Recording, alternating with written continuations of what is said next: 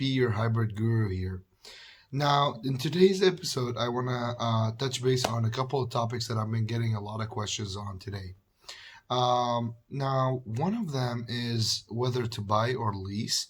I kind of tend more towards lease because I have a leased 2018 X5, which I love, and I really enjoy the features that it has and everything like that. I leased it for 2 years and I did 10,000 miles a year. Now, the only reason why I lean a little bit more toward lease, it's because I tend to have a lot of incidents and accidents as well. I may not be the perfect driver out there, but in that case, and I had a Mustang GT before, and with that Mustang GT, I had an accident and it lowered the value of the car by about 20%, just the accident being on the Carfax of the car. So I said no more and I decided to lease vehicles instead of purchasing vehicles. Now, of course, I didn't do that with the Audi R8, but that's another topic that I would touch base on. Now, I leased the X5 again for 2 years, 10,000 miles a year, and I had two accidents in it. And the lease is due in like 5 months, and I already have two incidents on the car. And they are on the Carfax of the car, but guess what? I don't have to worry about it because the car is not mine. It's BMW's problem. It's not my problem. At the end of the lease, I will hand them the key and I'll tell them, thank you so much. And I'll get another one and another one and another one. This is why I like leasing. And to me, I don't drive much and I have a couple of cars, so I don't put a lot of miles on the car. Now, lease would be perfect for someone that doesn't drive much, that does like 10,000, 12,000 a year, that really takes care of their cars. And lease is for the people that change their cars every 2, 3 years. So if you buy and sell your car every 2, 3 years, you're either in inequity and you're basically have a pile up of inequity in your loans, or you're just losing your cash money from one car to another car to another car. Now, and this is exactly why I chose to lease instead. And in my opinion, if you always want the latest and greatest vehicle on the road, lease is always the better option. Now, you do have to understand the factors in lease, and you need to do some research before you walk in the dealership and lease a vehicle. At least get to know the vehicle before you get into the dealership. The reason why I'm saying that it's because there's a lot of factors in lease, just like financing, but most people are familiar with the financing part more than the lease part because they never thought about leasing a car. Now, keep in mind as well that lease, your payment is going to be lower than purchase. Now, and if you do want to purchase a vehicle, I recommend purchasing a pre-owned vehicle that's about 2 years old. Even if it's a year old, I really don't care. If it's a year old or 2 year old and has about 10,000, 15,000, even 30,000 miles, that would be a great car to buy. If it has a certified pre-owned warranty, maybe that would be you buying your peace of mind basically, and it comes with the car, so it's not going to cost you extra. The other thing, you would know that it went through inspection and it passed everything and everything was good on it. Now, this is what I think. The reason why I'm saying that is because whenever you purchase a new vehicle and you drive off the lot, you're losing money at that moment because on the Carfax is gonna say one owner now, and as soon as you sell it, it's basically you owned it for a couple of months and you sold it, so you're losing money on it. It's called depreciation. If you buy a car pre-owned and somebody else ate the depreciation for you, you're way safer. Now, if you decide to buy a car and keep it for 10 years, this is the best route for you because let's say a BMW offers 4 years, 50,000 miles warranty on the car. So if you get a year old car, you still have 3 years worth of warranty. If you get a certified pre-owned warranty, it extends it for another year. So you're back to the 4 years. But with the certification, they give you unlimited mileage. So you have basically unlimited mileage in 4 years. So this is something amazing to me because you can own the car for 4 years, put 100,000 miles on it, and you still have warranty on it. And that's something that I really like about BMWs. I'm not familiar really with other brands and how they do their certification and everything like that, but that would be a great idea. I mean, you would buy the car, have it for 4 years, drive 100,000 miles on it, sell it, move on to the next one, and you have warranty. So you have the peace of mind basically. This is what I think. This is what I normally do. But in my experience as well, because I buy and sell a lot of cars on my own as well, not just through the dealership that I work with, what I do, let's say if I'm purchasing an Audi R8, I would look up on CarGurus the Audi R8s that are available on the market, and I would sort them by how long they've been on the market. So by doing that, you pick the oldest one on the market because guess what? All dealerships have 30, 60, 90 pricing for the car. So in 30 days, they're going to price it as high as they can. In 60 days, they're going to lower it again. And then in 90 days, they're going to hit the bottom for it. And if you find one, and I did find one actually, that's been in their inventory for 180 days. And I was like, oh my God. So this is either a great car to buy, or it has a huge problem that you don't know of, and you need to do a pre-purchase inspection on the car. So here's my opinion on it. If you find a car that's been sitting for 180 days on the market and for no reason at all, walk away. There has to be a reason. It's either it's in the wrong market. So like if it's in Florida and like they all drive supercars and sports cars and everything like that, and it's an F-350 over there, it's struggling, it's not selling. I understand that. It's probably because it's in the wrong market. If you move that car to St. Louis, it will sell right away. But if you find an Audi R8 in Florida and it's been sitting for 180 days, there's something shady about it. It's either a smoker scar and it's not disclosed. It's either there's a damage on it and it's not disclosed. It's either that the pictures are way too good to be true and you go there and the car has scratches all over it, or whatever the case may be.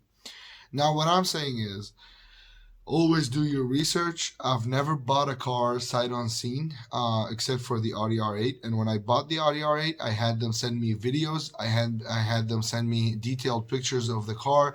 I had them do a pre-purchase inspection through Audi and through a mechanic as well, and it passed everything. So that's what gave me the peace of mind. Okay, on my Audi R8. However, if you're looking for a car for yourself, and you found the Audi R8 and you think it's a great deal and it's been sitting for 180 days on CarGurus, and the dealership has very good reviews as well. That's very important to look up the dealership that's listing the car. You look up the dealership, you make sure everything is good and all the reviews are good, and then you move to the next step. The next step is either you going there, checking the car, or having them do a pre-purchase inspection. And think about it this way: even if they say you have to pay for the pre-purchase inspection, I will pay for it. I will pay $100 towards a pre-purchase inspection and not lose $60,000 on a car and throw it away because it's a junk car. So I would rather lose that $100 and know that the car is not worth my time or my money. Okay, so either you go there or you do a pre-purchase inspection. And the pricing. The pricing is a very, very, important part of the whole buying experience. Okay, because if it's priced too expensive, no one's gonna say hi, and no one's gonna walk to that showroom and look at the car, especially in today's market with Kelley Blue Book and everything like that. Now, the great thing about CarGurus is that it shows you if the deal is great or good or a fair deal or even priced high or anything like that, and it will give you margins of the pricing if the dealer is pricing it very aggressively or not. And you can also adjust your search based on that information. Now, if you look at that Audi and it says great deal, savings of $4,000, that could be true.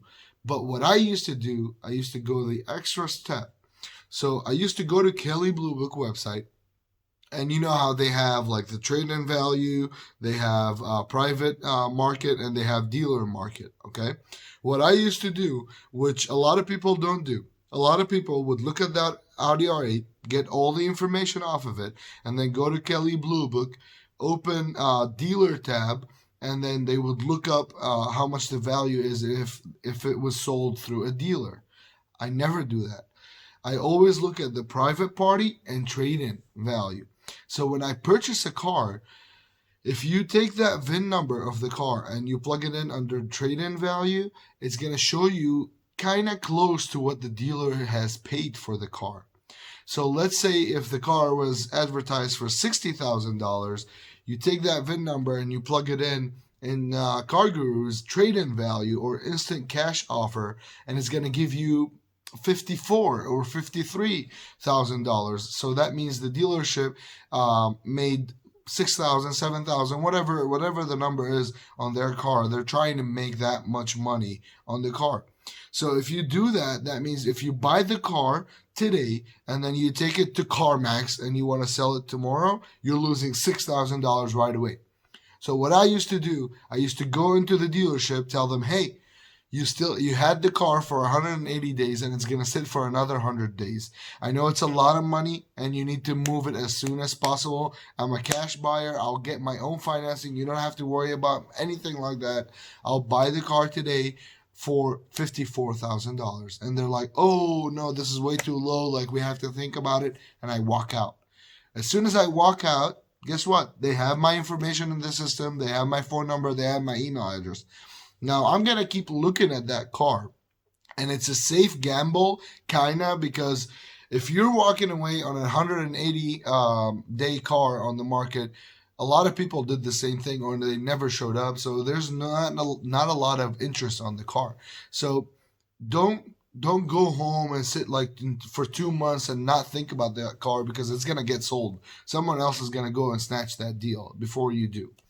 So in that case, what I used to do, I used to go home, sit a little bit for like a couple of days, sleep on it, and then give them a call. Hey, did you guys lower the price on the R8, or is it still priced at 60,000? Oh, it's still priced at 60,000. Okay, I'm willing to do 54,000, just like I told you.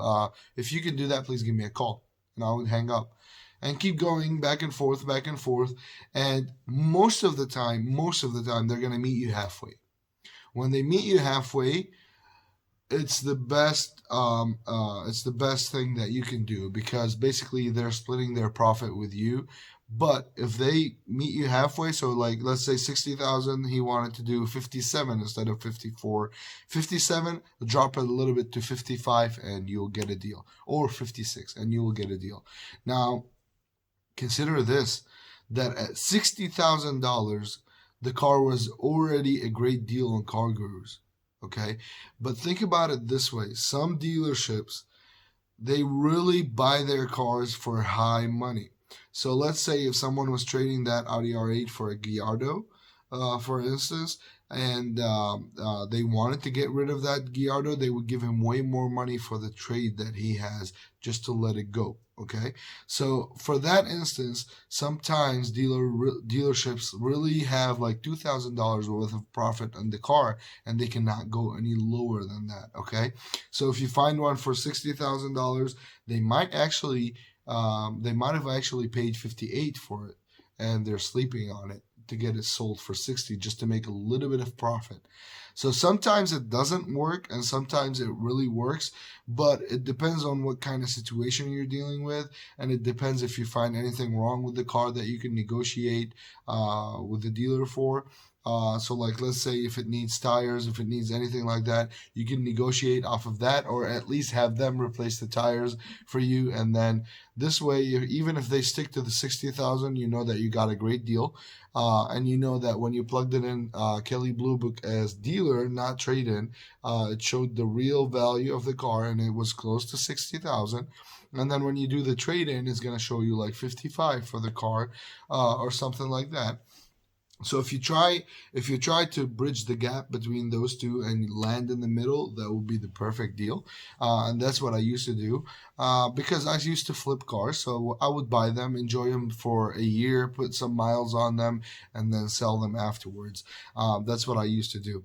And the reason, and how I used to do it is just exactly like that. I would find the oldest car on the market, go purchase it, do a pre-purchase inspection on it, bring it here, drive it, put like 10,000 miles on it, drive it for a year, and then sell the car either for as much money as I paid, or a little bit less, or a little bit more. That's what I used to do, and most of the time I would make some more money actually on the car. The only time that I didn't make money was on the Mustang that I owned, because I had an accident on it while I was driving it. So that lowered the value of it. It was unexpected, but I filed for diminished value and I got that money back. So that was good. If you have any questions for me, please don't hesitate to let me know. Leave your information in the comments below and any questions that you have, and I'll be happy to answer all of them. And have a great one, guys. Take care.